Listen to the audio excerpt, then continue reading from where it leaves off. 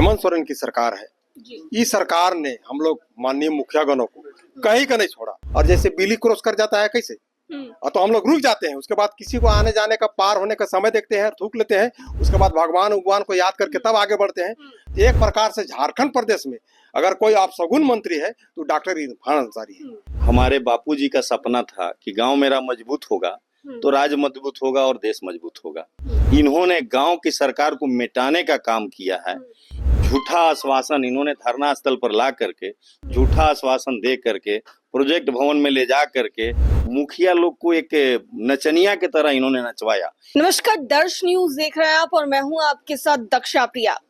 AJSU party के supremo Sudesh Mahato से मुलाकात करने पूरा का पूरा मुखिया संघ पहुंचा है और क्या बातचीत हुई और क्या चर्चा हुई, इनसे जानने की कोशिश करते। ये बताइए कि क्या बातचीत हुई। जी, मेरा नाम सोमाव राव है और हम झारखंड प्रदेश मुखिया संघ के अध्यक्ष हैं। आज हम लोग एक प्रतिनिधि मंडल माननीय श्री सुदेश महतो जी से मिले जी। और इस सरकार जो हेमंत सोरेन की सरकार है, इस सरकार ने हम लोग माननीय मुखियागणों को कहीं का नहीं छोड़ा। आपको जानकारी की दृष्टि से हम बताना चाहेंगे कि हम लोग 5 सूत्री मांगों को लेकर राजभवन के पास 11 दिन तक अनिश्चितकालीन धरना हम लोग बैठे थे और वहां पर कई सामाजिक संगठन पार्टी के प्रतिनिधिगण हम लोग को जाके पूरी हम लोग का जो मांग पत्र था उसका पूरी तरह से समर्थन किए थे, जिनमें आजसू की ओर से भी विजय साहू जी गए थे, बीजेपी की ओर से मरांडी जी भी गए थे।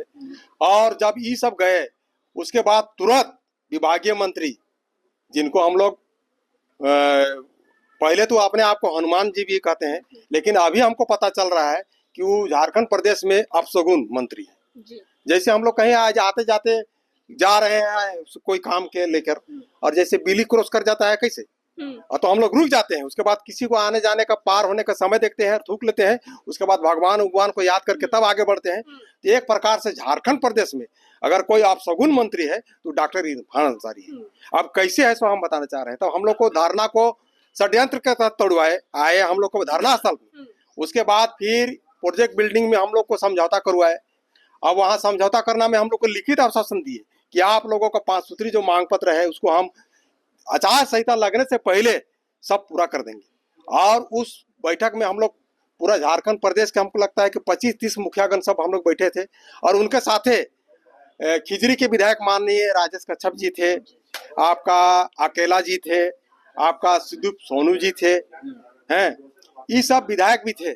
आप सोच लीजिए, हम लोग को लिखित आश्वासन देने के बाद हम लोग को मांग पत्र का एक भी मांग नहीं पूरा होना कितना दर्दनाक है।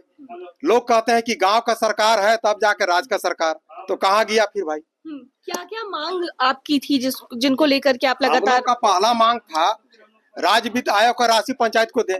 दूसरा मांग था कि कोई भी जनप्रतिनिधि, एक वार्ड सदस्य, मुखिया, पंचायत समिति, जिला परिषद का अगर किसी प्रकार से आकस्मिक मृत्यु या निधन हो जाती है तो उसको 30 लाख का बीमा हो। तीसरा हम लोग का मांग पत्र था कि केरल राज्य की तर्ज पर 30,000 का मानदेय सुनिश्चित किया जाए।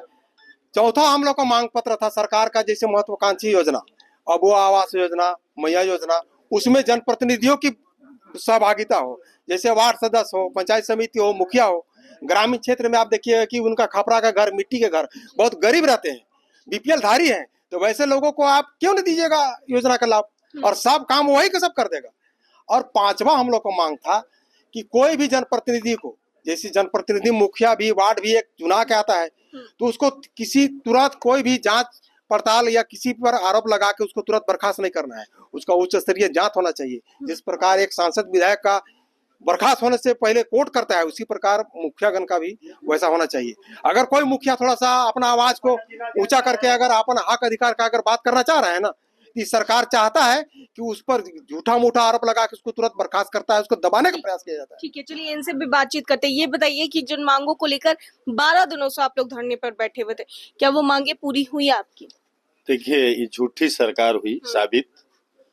गांव की सरकार बोली जाती है, मुखिया लोगों की गांव की सरकार होती है, प्रदेश की सरकार मुख्यमंत्री की सरकार होती है, केंद्र की सरकार प्रधानमंत्री की सरकार होती है।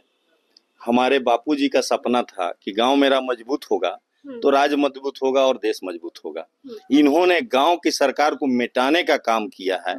झूठा आश्वासन इन्होंने धरना स्थल पर ला करके, झूठा आश्वासन दे करके, प्रोजेक्ट भवन में ले जा करके मुखिया लोग को एक नचनिया की तरह इन्होंने नचवाया, मिठाई खाया, नारेबाजी करवाया। इस तरीका की इनको नहीं करना चाहिए जो इन्होंने किया है। इसका खमियाजा इनको चुनाव में भुगतना पड़ेगा।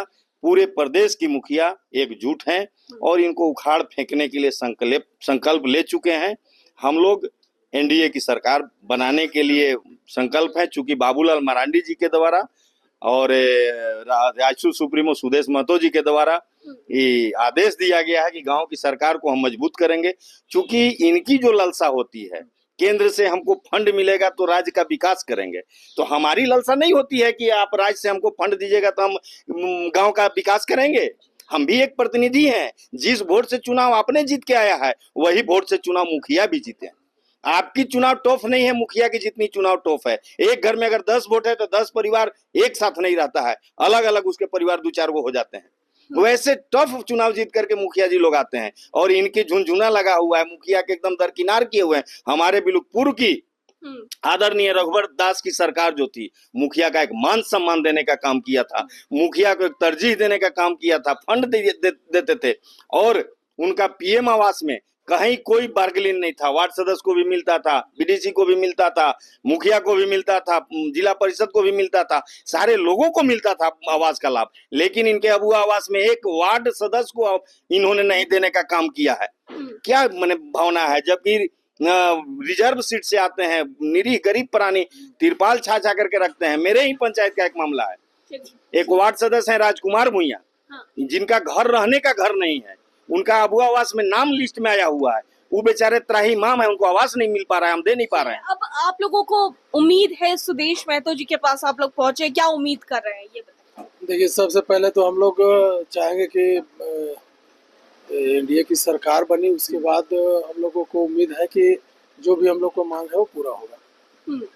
चलिए ठीक है, तो देख सकते हैं कि मुखिया संघ फिलहाल सुदेश महतो जी से मुलाकात करने के लिए पहुंचा है और जिस तरीके से आक्रोशित है पूरा का पूरा मुखिया संघ, और ऐसे में एनडीए की सरकार तो चाह ही रहे हैं, लेकिन इसके साथ साथ जिन मांगों को लेकर के 12 दिनों से धरने पर ये बैठे थे, लेकिन उनका धरना रुकवा दिया गया था। उसके बाद क्या कुछ कहते नजर आए हैं साफ तौर से आप सुन रहे थे। अपने सहयोगी अमित और कैमरा पर्सन शशि के साथ मैं दक्षा प्रिया, दर्श न्यूज, रांची।